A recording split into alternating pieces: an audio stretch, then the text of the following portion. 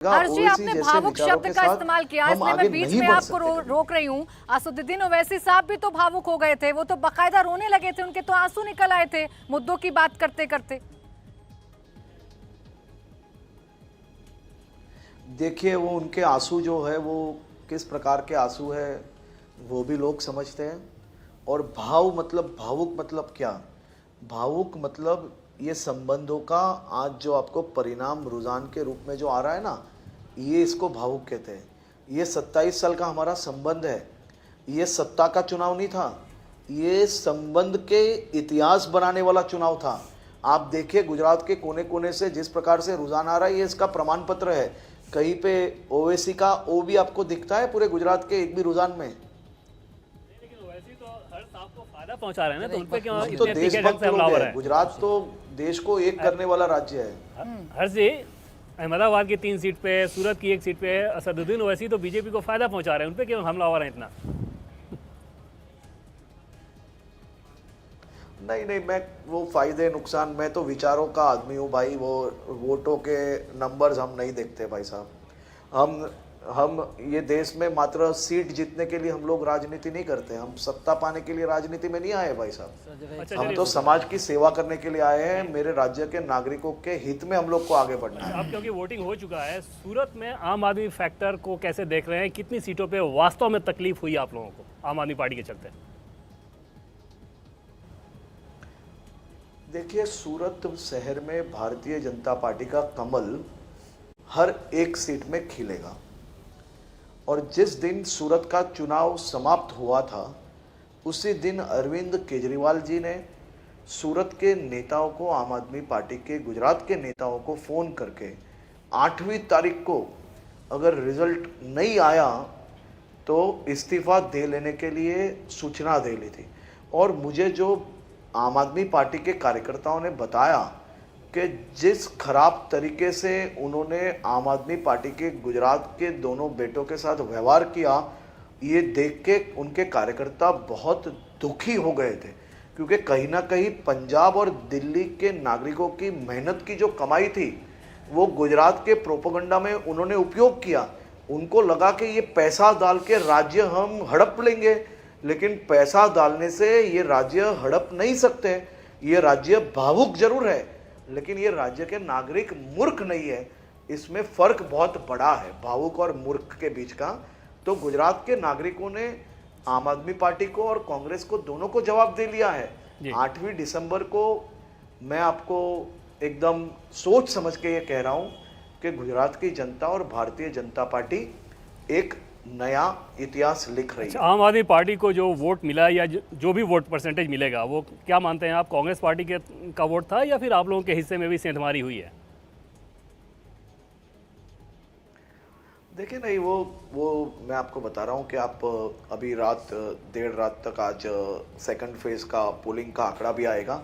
और आप बहुत कंजर्वेटिव आंकड़े में भी जाओगे तो भी भारतीय जनता पार्टी एक नया इतिहास बना रही है। और भारतीय जनता पार्टी और कांग्रेस के बीच का ही ये चुनाव रहेगा।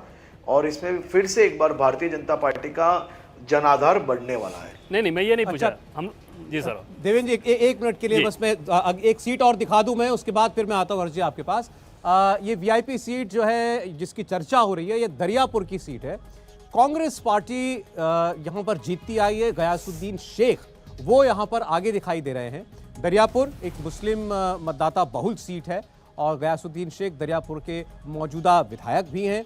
और इस सीट पर जो है भारतीय जनता पार्टी इस बार भी बहुत अच्छा नहीं कर रही है, ये हमारे एग्जिट पोल में आया है। और दूसरी सीट जमालपुर खाड़िया की, ये सभी जो है अहमदाबाद के अंदर की सीटें हैं। यहाँ भी कांग्रेस पार्टी का उम्मीदवार आगे है। अहमदाबाद की एक और मुस्लिम बहुल सीट है।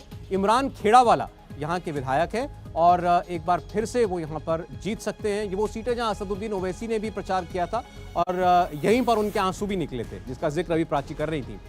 ऐसी ही सीट, तीसरी सीट अहमदाबाद में दानी लिमड़ा की सीट है। नरेश व्यास बीजेपी के ये पीछे चल रहे हैं।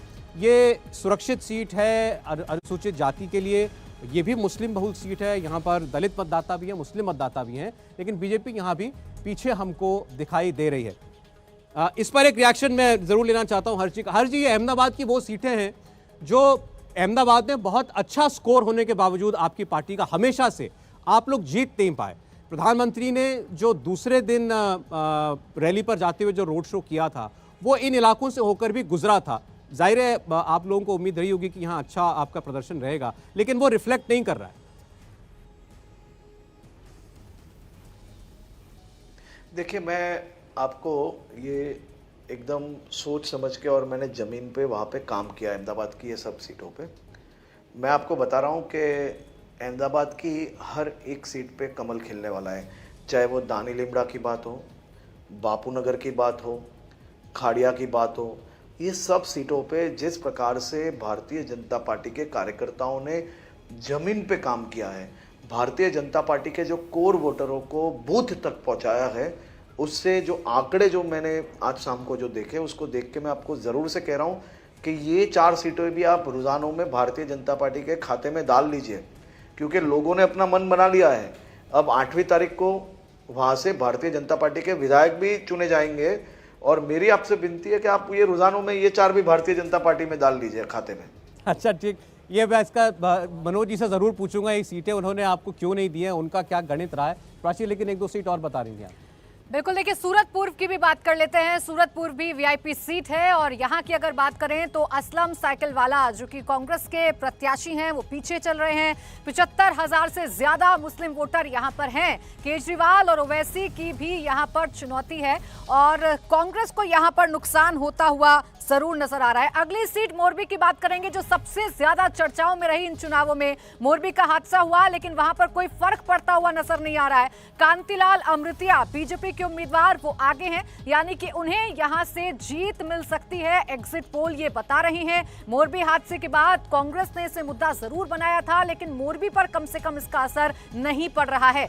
इसके बाद वांकानेर की बात कर लेते हैं। वांकानेर में जावेद पीरजादा कांग्रेस के प्रत्याशी हैं, वो आगे चल रहे हैं, यानी वो इस सीट को निकाल लेंगे। कांग्रेस यहां पर मजबूती से चुनाव लड़ रही है। राजकोट की भी आइए बात कर लेते हैं। राजकोट पूर्व की, जहां इंद्रनील राजगुरु कांग्रेस के प्रत्याशी वो आगे चल रहे हैं। इंद्रनील राजगुरु काफी चर्चा में रहे क्योंकि आम आदमी पार्टी छोड़कर कांग्रेस में आए थे और यहां पर वो आगे हैं। इसके अलावा राजकोट पश्चिम की बात करें, सबसे सेफ सीट है भारतीय जनता पार्टी के लिहाज से।